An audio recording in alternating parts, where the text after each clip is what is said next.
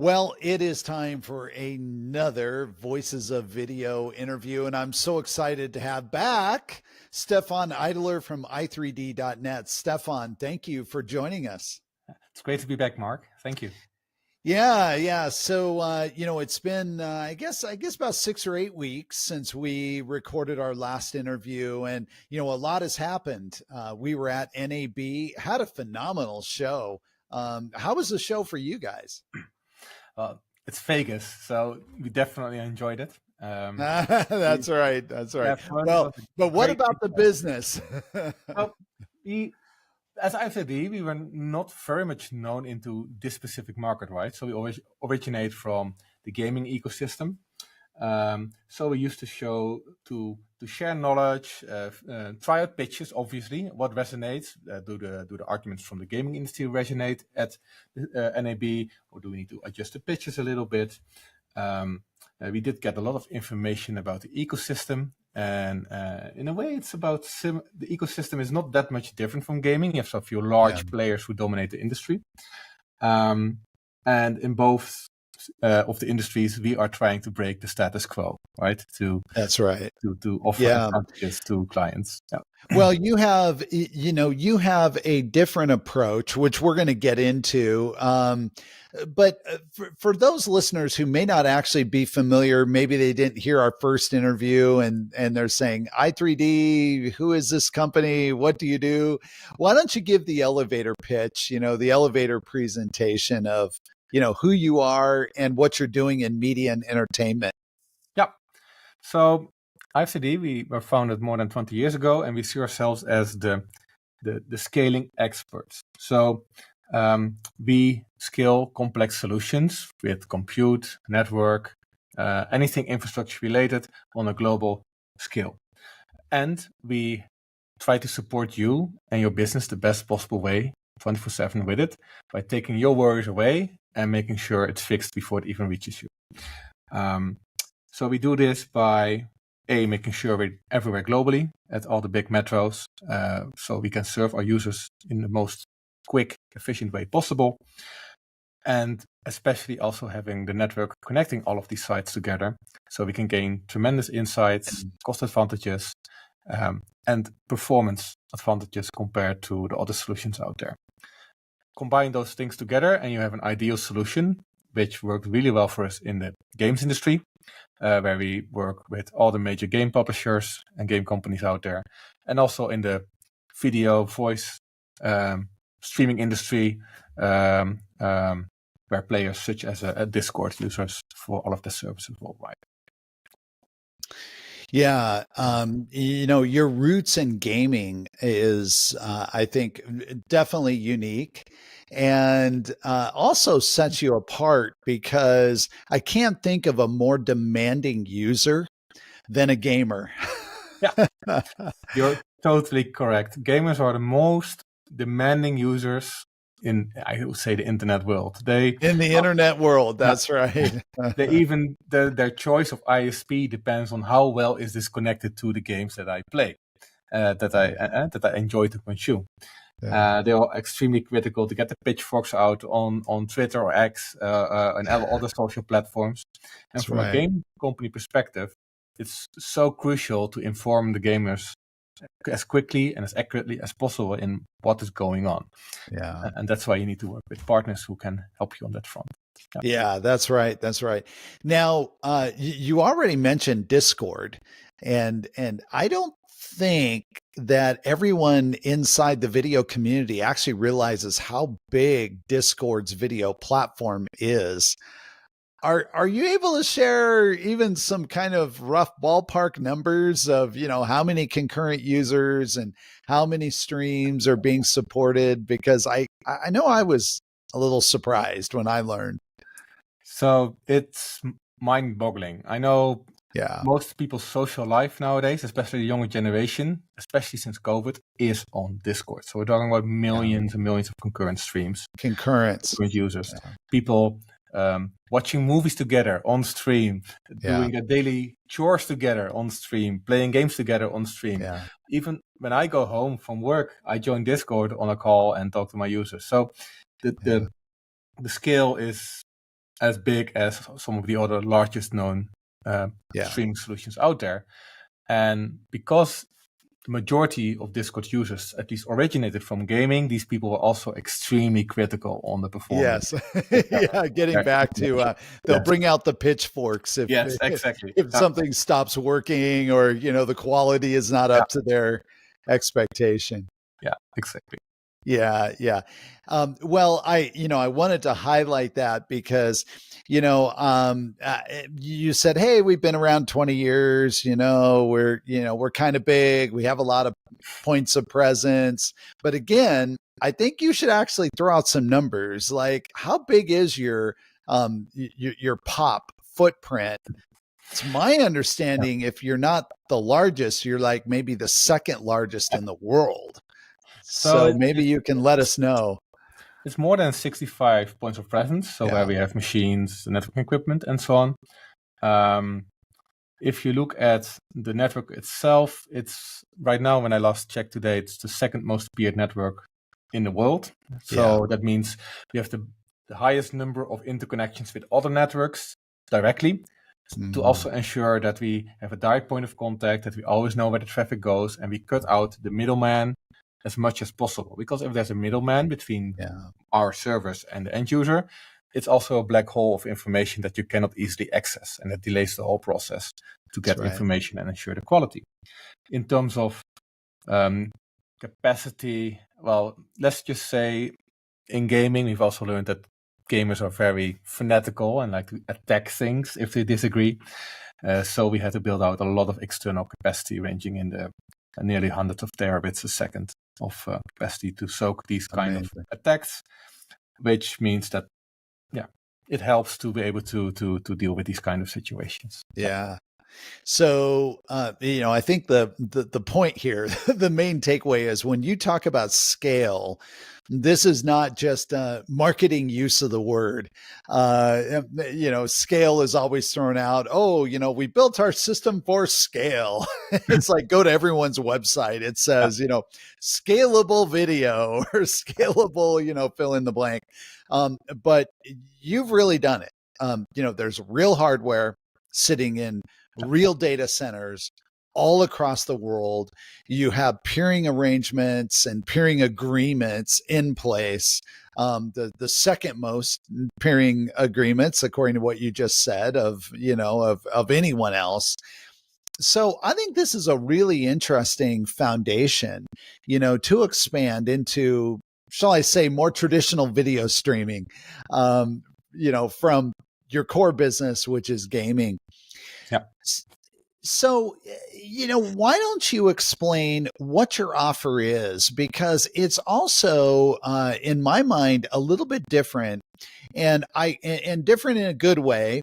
But I think the industry needs to really understand what you guys are bringing, because you're actually more than just a CDN. Correct. You're more than just a cloud. You're a CDN plus a cloud, but you're different. So explain this. Yeah, sometimes we say we're built different. So, sorry, I had to use that one. So you're correct. If you look at compares to the current ecosystem, right? You're with one of the two dominant players or one big cloud provider. You're pretty much locked in. You enjoy a lot of convenience and flexibility, but you're also a little bit stuck and also at the mercy of the provider you're with, in case they want to give you more discounts next year or not. So how do we compare to that? Just like with the cloud, you can also have flexible compute with us. You provision it through Terraform at the locations that you need it, which is, okay, so far so good. And then the networking parts is where it becomes a little bit different.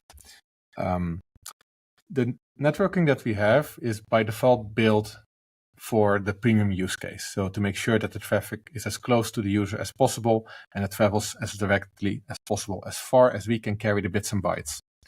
By cloud by default, you don't really have that behavior. When they receive the bits and bytes from your server, they just want to throw it out over the fence to the next party as soon as possible. So they don't have to pay the price to transport your bits and bytes all the way across the world. Now, cloud also has a product which does do that. For example, a global acceleration or Google Premium Networking. But if you compare our offering to that offering, you see like a 10x difference in terms of egress pricing.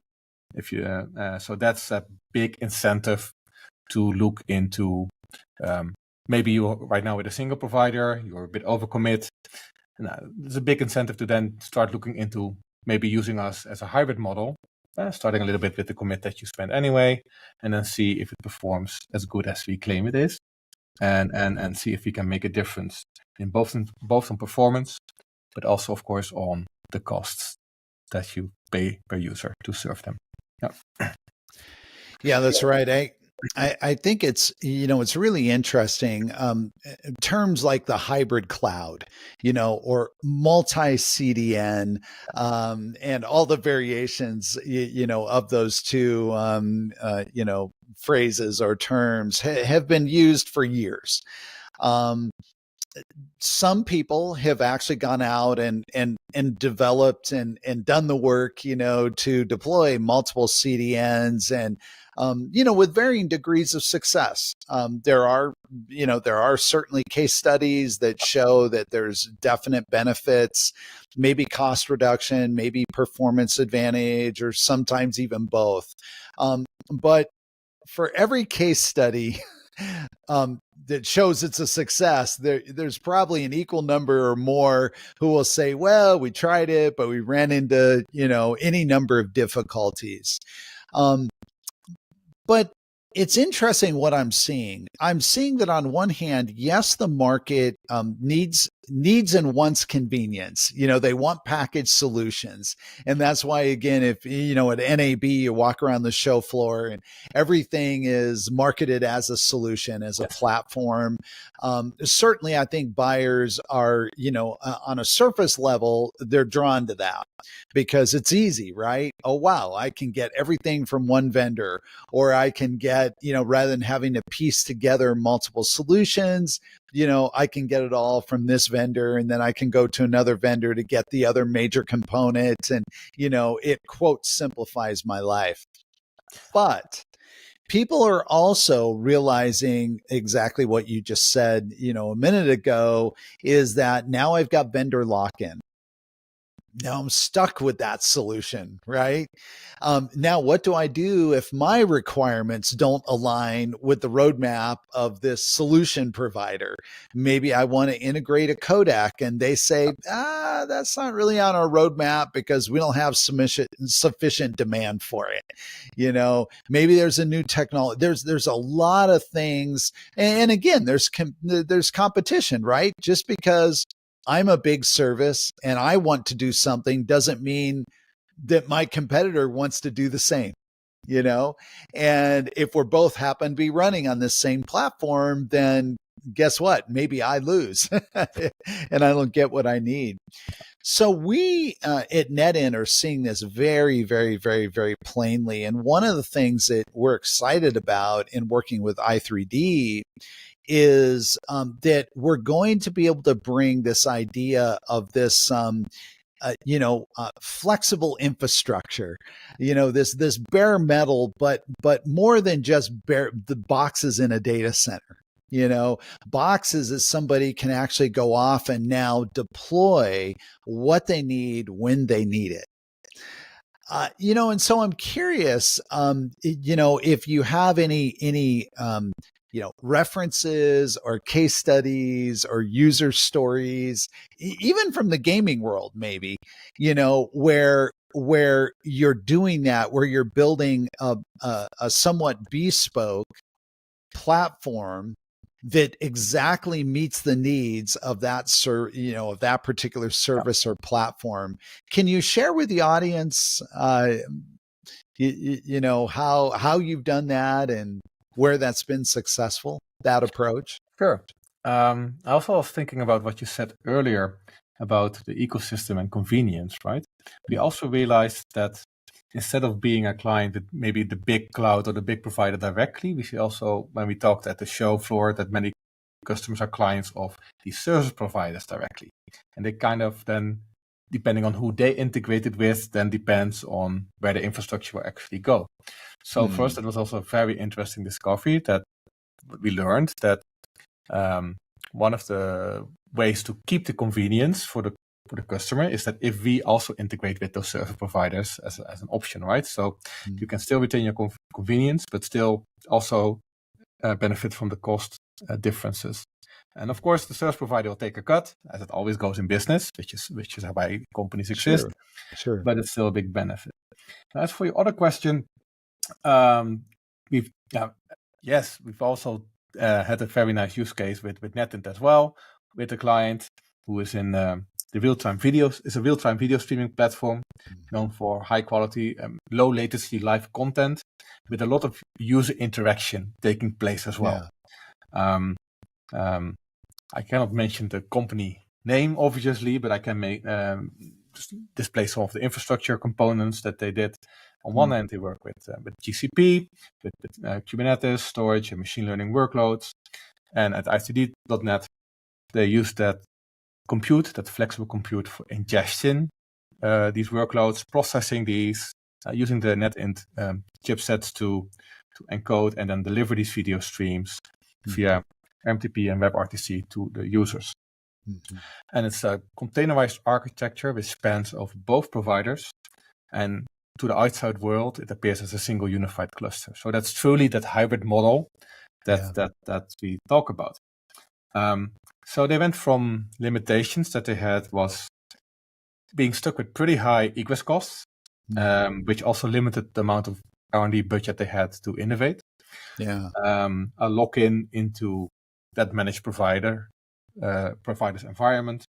There was as always with any startup, your biggest constraint is the resources of your own team and finding great people to join your team, right? So that's right. Getting more resources available is always a good thing. And there was a lack of affordable, high performance storage outside of the cloud. So we solved that by providing these flexible bare metal machines, high performance, low cost for those RTC workloads and streaming sessions, together with the NetInt appliances. And then we enabled the hybrid architecture between the cloud provider and us. But all that heavy video traffic was routed through the ICD.net locations to ensure the client could benefit from these significant cost advantages. So both the GPUs and the VPUs that we offered for the real-time transcoding and scaling proved to be a massive decision maker and plus side to the whole solution, and also the cost calculations between going from single provider to multi-provider hybrid cloud. And then there's some soft things around it, like being able to support the client. You don't have to talk to a ticket system. You talk to real people in a Slack channel. I'm in there as well. You can just tag me if something is wrong, and we'll look at it. Sure, I cannot clone myself indefinitely, but we try to support clients with our live ops team 24/7, the same way as how we would ourselves like to be supported. And that's something that we always keep thinking about. And when you talk to someone in a support call, that person should be able to fix like at least 95% of all the cases that they handle. So it's a one-step resolution. So ultimately, summarized on that, one hand, massive savings, always good. There's more operational stability because of the flexible infrastructure, right? You're no longer constrained to if it's going to be a success. No, I can scale up when I need to, and I scale it down when I need to as well. Where like 10 years ago with a traditional data center, that was not possible. You were always talking into month or many monthly contracts. No, nowadays, even with a data center, just like cloud, you can scale per hour and sometimes even per minute. Latency optimizations for the user, which is particularly important because of the interactivity required of the application.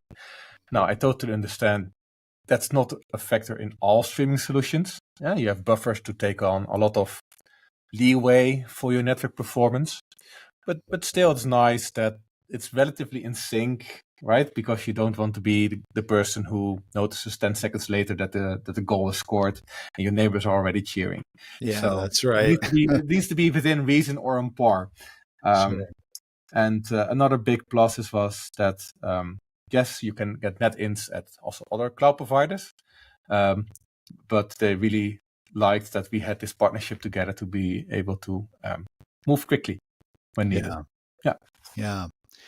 I like that case study because it highlights a couple things that are just major trends. And if you think about what a trend is, I mean, a trend is really just the signposts that a market has decided to go in a certain direction.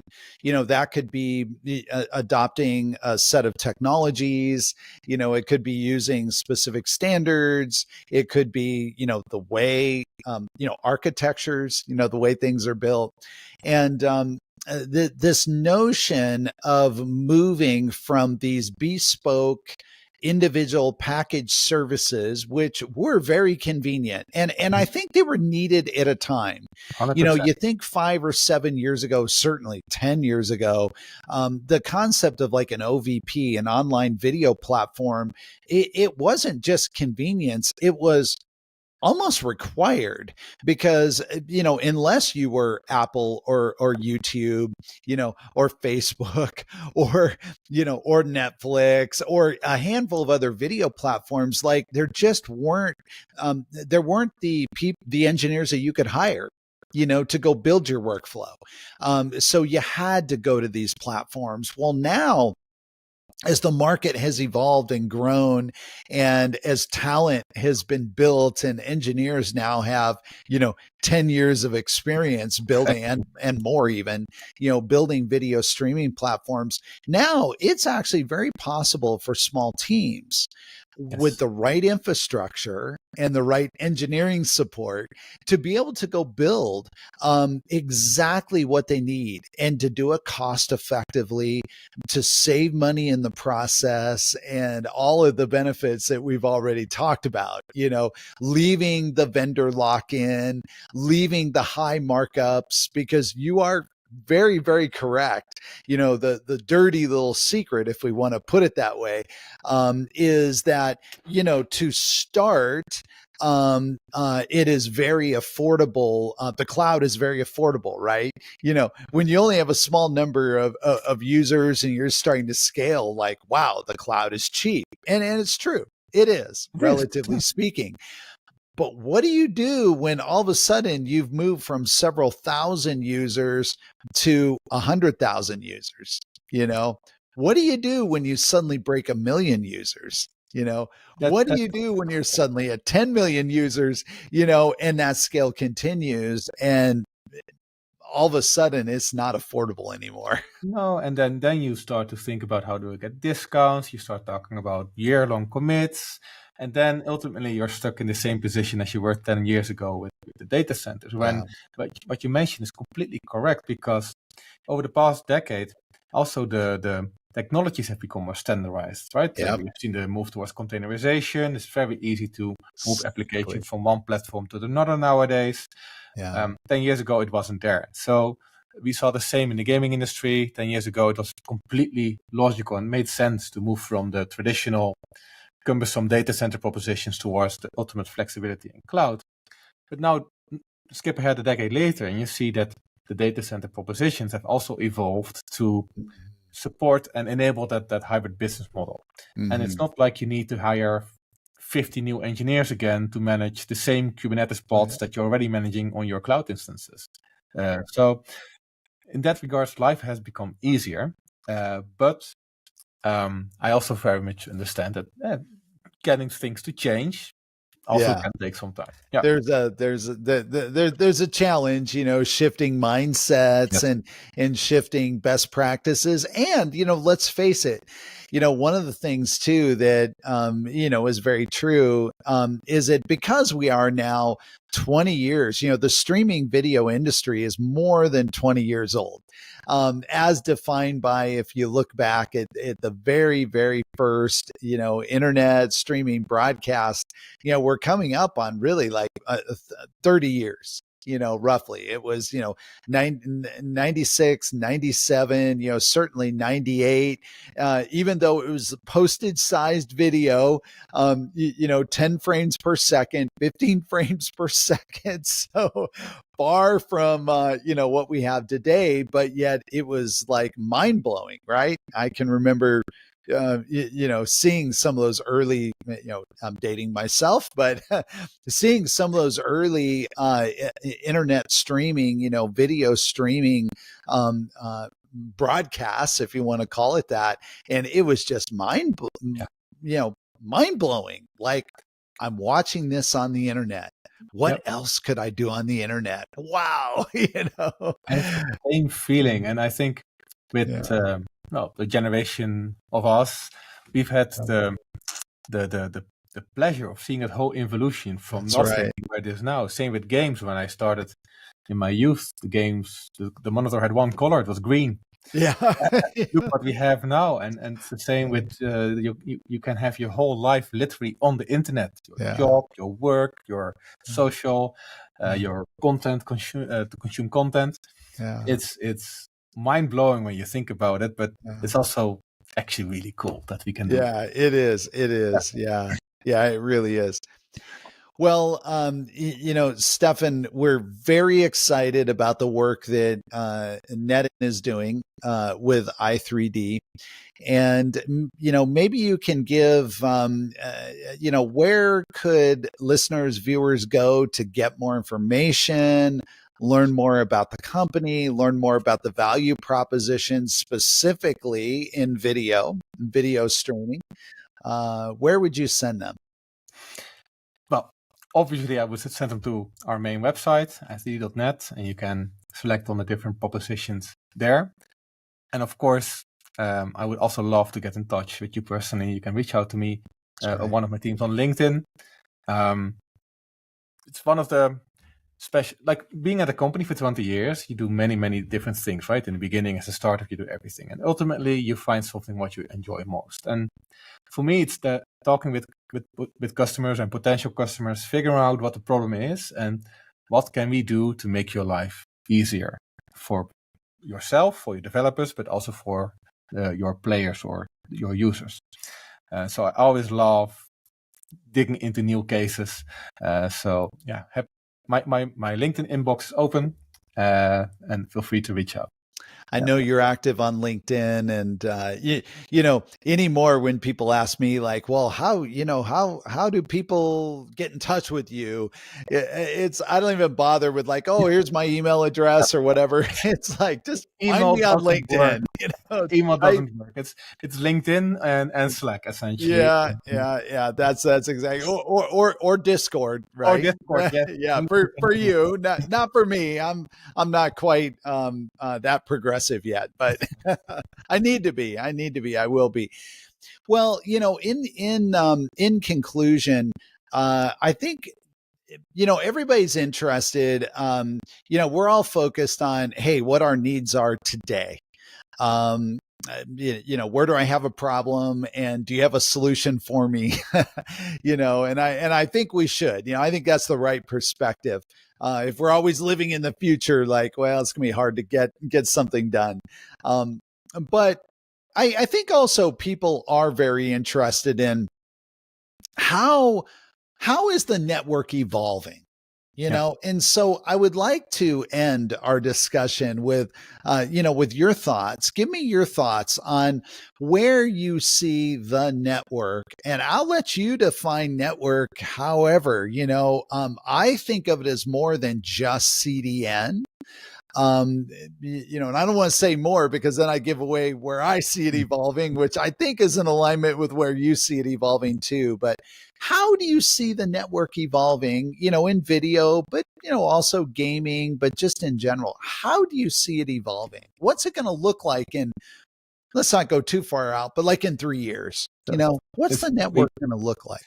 very good question, and I see it on multiple layers. So on the technical side of things, I believe the traffic is only going to grow and grow and grow. People are still consuming higher grade content on their TVs and mobile phones, even though they might not notice the difference between 4 and 8K. If the option is there, people will use it. Yeah, so they usually want it. They usually want it. So the demand on the infrastructure is going to keep growing, right? So that's point one. I also think that we ourselves will also be driven to be even closer to more users, and our users which might currently be more remote for now still. Like when I look at our current presence, there's still some relatively dark spots in Africa, in middle of America, where I think, or for example, the west coast of Australia, where I think we will also need to be able to really complete our offering. There's also a bit of a geopolitical factor going on, which is uncertainty in our business. And is that like data sovereignty? Data that sovereignty, whole notion? where does the data live? What guarantees can you give? What does happen with my user data? These are all kinds of potential, both opportunities and problems, depending on how you look at it, depending on how it goes. But the uncertainty itself is what kind of makes long-term predictions a bit difficult, which is also understandable why more and more companies faced with that uncertainty are looking at the bottom line and think, let's just go for safe, let's just go for costs. And I totally understand that reasoning, to have a little bit more buffer for you never know what's going to happen. So personally, I hope 3 years from now, the world will be more stable, so we don't have to worry about these kind of things. I think then we'll be mainly worrying how we can keep up with the growth and demand of all these applications. Also with AI, we are going to see a lot of AI workloads, which need to be as close to the compute and the users as possible, because users will be consuming content and playing games, for example, which will have these AI actors, AI teammates in your game, and that need to be as low latency as possible between the server processes and the AI. So I think that not just the bandwidth will increase, but also the power usage. There will be more heavier workloads in all the different POPs, even the smaller ones. So there's going to be a lot of infrastructural challenges. And I also think from NETINT's point of view, there will be also a lot more transcoding happening. To also, we see it already happening in the gaming niche, where some parts of the games are now being streamed. Yeah, but that's it's not right. an official cloud stream game, but they stream in the new updates, so people don't have to download it anymore. All to ensure the players are not disturbed, that the players retain the convenience to play. Because if they wait at the download screen, they're going to start up the other game and spend the money there. So there's a lot of future fun stuff coming. Yeah. So a question then would be, do you, up until recently, and define recently as, I don't know, a couple of years, I guess, a couple of years ago, there was a silo between the CDN. The CDN began at the origin server. Yeah. And then the cloud, i.e. the compute and storage, was its own separate thing. And the cloud could be wherever it was. It could be, infrastructure I'm running in my own data centers. It could be one of the big public clouds. It could be, whatever. But, but there was this, they were siloed, right? They were walled off. CDN began at the origin. Cloud was its own separate thing. Cloud would do what it did, encode the file, package it. Once it dumped it to the origin, then the CDN did its thing, but they were like two completely separate, distinct systems, right? All coming together and interlinking with each other. So that's what I was curious is. So, and that's largely what you built by the virtue of you have bare metal that is sitting right on the CDN. Correct. I mean, it's right there. So then it's kind of like, well, wait a second, where does the CDN start and the cloud end? Or let's even remove the word cloud. Let's just say compute. Yes. Where does compute end and the cloud begin, and vice versa? So you see that really merging to where the network is now the computing platform and the distribution platform, it sounds like. Correct. I think the future is really that converged infrastructure, as we would like to call it. You don't think of the components, as you mentioned earlier, in product silos anymore, because with the increased demands and the focus on your users, on the performance, on the costs, you need to break down these silos and combine all the advantages of the individual products and make them together as one. Yeah, fabulous. Well, we see things moving, very much in the same direction. I think it's just opening up. It's going to open up tremendous opportunities to do.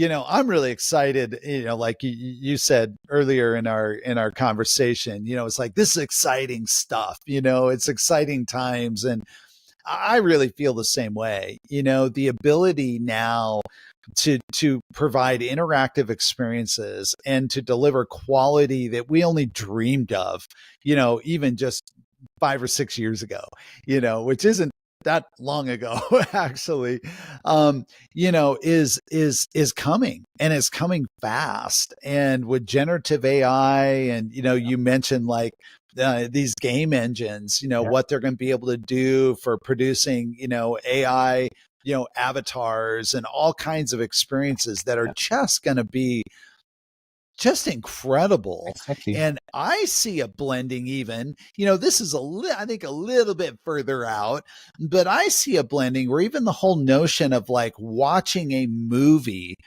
that it has been completed and the storyline's written, and like, we're going to be making our own movies on the fly, in these engines and in these experiences, it still will be actors that we're directing, and, maybe in time we'll be able to put ourselves in the movie, but, just that ability to create these interactive experiences, how cool. How fun, how transformative. Really at the beginning of this transformation. Like we've all seen that now with what's possible with AI and movie generation. When you go to YouTube and see some of these movies, still shorts, with how quick that is, how quick the evolution is on that level of technology. What you just mentioned, probably in a few years from now, we'll just send up like a 10-minute selfie of each other. Video, send it to the platform. You type in, prompt in the movie that you want to be in, and you'll be there. It's like a Star Trek holodeck experience being made real. Yeah. Very, very cool. Well, Stefan, thank you for joining. Again, this episode of Voices of Video is great having you back. We're very excited. We are going to be hosting you guys again. That is I3D. In the IBC booth, the NETINT IBC booth, and we're very excited about that. And I know we're going to be even upping, what we do together. There's going to be, some more presentations. And so, that's actually not so far out. I mean, before you know it, summer will be gone. September will be here. September. Yes. IBC is here. So for those who attend IBC, you definitely will want to make sure you come by the NETINT booth so that you can talk to I3D, and, really experience and see firsthand, the power of the platform. Yeah. Awesome. Well, good. Well, as we like to wrap up Voices of Video, happy encoding. And happy encoding and happy streaming and happy delivery of all time. That's right. Happy gaming. Yeah. All right. In all seriousness, thank you for listening and supporting and watching Voices of Video.